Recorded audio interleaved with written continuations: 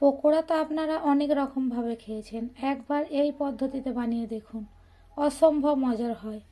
আর দেখুন কতটা ক্রিস্পি হয়েছে, দেখেই বুঝতে পারছেন। ভেঙে দেখাচ্ছি, দেখুন কত সুন্দর এরকম আওয়াজ হচ্ছে। একবার বানিয়ে দেখবেন, অসম্ভব মজার হয়। আসসালামু আলাইকুম প্রিয় দর্শক, সবাইকে অনেক অনেক শুভেচ্ছা জানিয়ে শুরু করছি আমার আজকের রেসিপি। তো আমার আজকের রেসিপি হচ্ছে বাঁধাকপির পকোড়া। তো চলুন দেখে নেওয়া যাক কীভাবে এই পকোড়া তৈরি করি। বাঁধাকপির পকোড়া বানানোর জন্য আমি এখানে অর্ধেকটা বা 500 গ্রাম বাঁধাকপি নিয়ে নিয়েছি। কপিটাকে আমি বটির সাহায্যে কেটে নেব। বাঁধাকপিটা কেটে নিয়েছি বটির সাহায্যে, দেখতেই পাচ্ছেন এরকমভাবে কেটেছি, খুব মোটাও না খুব পাতলাও না। এরপর এর মধ্যে লবণ দিয়ে দেব 1 চামচ। খুব ভালোভাবে মেখে নেব।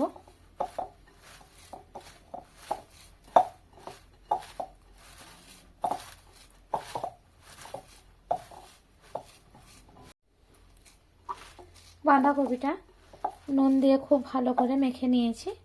এটা একটা সাইডে রেখে দেব কিছুক্ষণের জন্য। বাঁধাকপি 1 থেকে 2 মিনিট লবণ মাখিয়ে রেখে দিয়েছি। আর দেখতেই পাচ্ছেন বাঁধাকপিটা অনেকটাই নরম হয়ে গিয়েছে। এরপর এর থেকে যে পানিটা বের হবে সেটাকে টিপে টিপে আমি একটা অন্য পাত্রে তুলে নেব।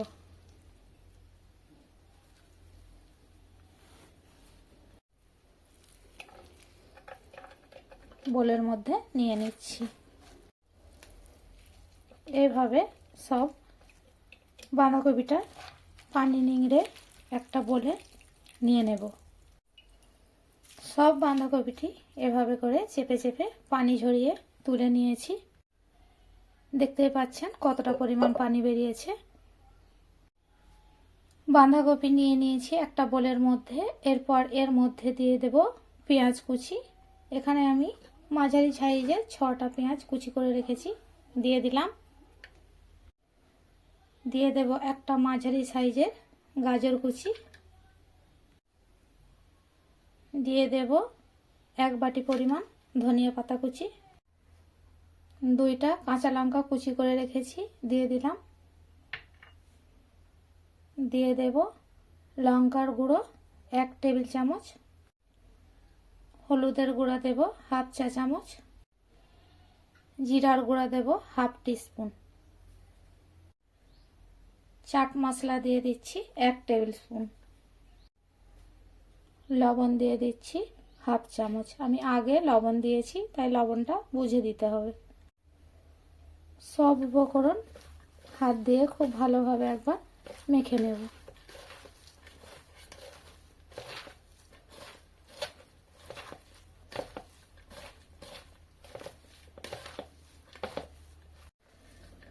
হাত দিয়ে সব কিছু খুব ভালোভাবে মিশিয়ে নিয়েছি। আমি যেভাবে বানাচ্ছি আপনারা একবার বানিয়ে দেখুন, কথা দিচ্ছি খেতে অসম্ভব মজার হবে। মাখানো হয়ে গিয়েছে। এবারে এখানে দিয়ে দেব 1 কাপ বেসন। আর দিয়ে দিচ্ছি 1/2 কাপ কর্নফ্লাওয়ার। হাত দিয়ে খুব ভালোভাবে শুকনো উপকরণ মিশিয়ে নিচ্ছি সব কিছুর সঙ্গে।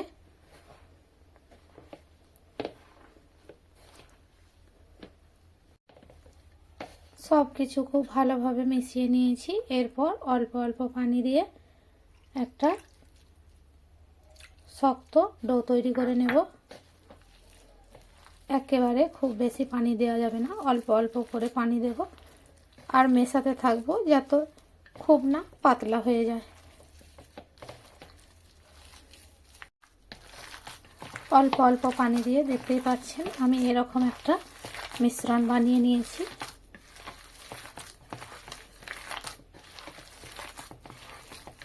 বাঁধাকপির পকোড়ার জন্য এই মিশ্রণটি রেডি হয়ে গেছে।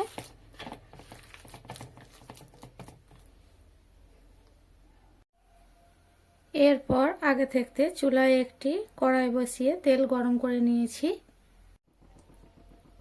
এরপর একে একে পকোড়াগুলো এর মধ্যে দিয়ে দেব। আমি 2 বারে ভাজবো, সেই জন্যে এভাবে গোল গোল করে দিয়ে দিচ্ছি। চুলার হিট প্রথমে হাই রেখে তেল গরম করে নিয়ে এই পর্যায়ে চুলার হিট লোয়েতে রেখে দিয়েছি। একে একে এইভাবে সব পকোড়াগুলো আমি দিয়ে দিচ্ছি এর মধ্যে।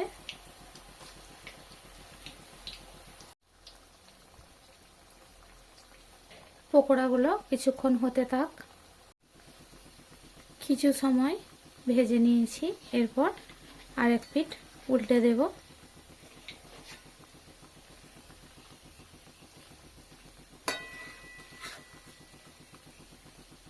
উল্টে পাল্টে কিছুটা ভেজে নেব হালকা ব্রাউন করে। একেবারে লাল লাল ভাজবো না, তার কারণ আমি আবারও আরেক ব্যাচ ভেজে নেব। সব পকোড়াগুলো উল্টে দিয়েছি, এইভাবে আমি আরও কিছুক্ষণ ভেজে নেব। 2 থেকে 3 মিনিট সময় ধরে ভেজে নিয়েছি পকোড়াগুলো, দেখতেই পাচ্ছেন এরকম কালারটা এসেছে। এখন এই পকোড়াগুলো তুলে নেব।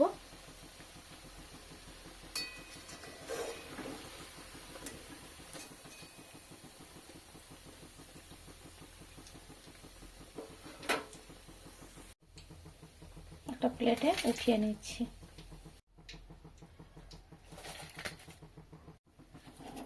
একইভাবে যে বাকি পকোড়াগুলো রয়েছে সেইগুলো ভেজে নেব।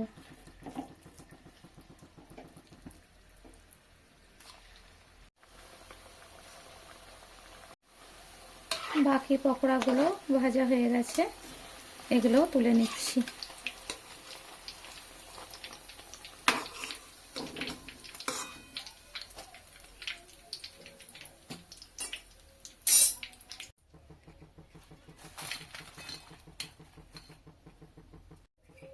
এরপর একটা বোর্ড নিয়ে নিয়েছি, এরকম একটা করে পকোড়া নেব আর এই গ্লাসের মধ্যে চাপ দিয়ে একটু চ্যাপটা করে নেব। দেখতে পাচ্ছেন ঠিক এভাবে।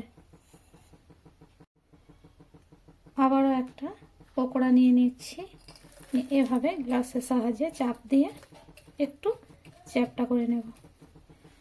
প্রত্যেকটা ঠিক একইভাবে এরকম করে একটু চ্যাপটা করে নেব। সব পকোড়াগুলো আমি গ্লাসের সাহায্যে এইভাবে চ্যাপটা করে নিয়েছি।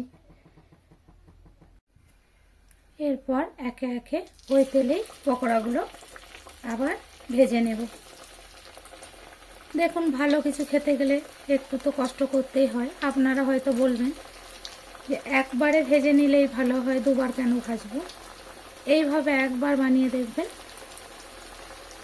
খেয়ে কমেন্টে আমাকে জানাবেন কেমন হয়েছে।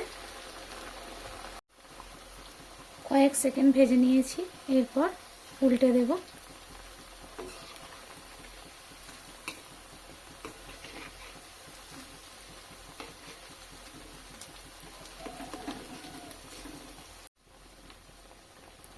পিঠ ও পিঠ লাল লাল করে ভেজে নিয়েছি, এরপর তুলে নেব।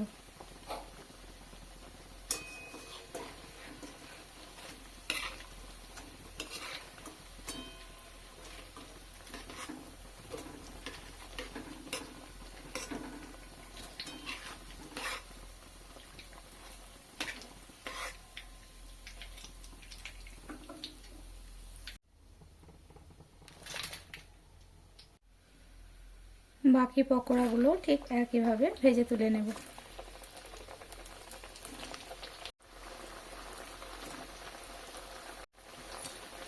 সেম ভাবে বাকিগুলো ভাজা হয়ে গেছে, এরপর তুলে নেব।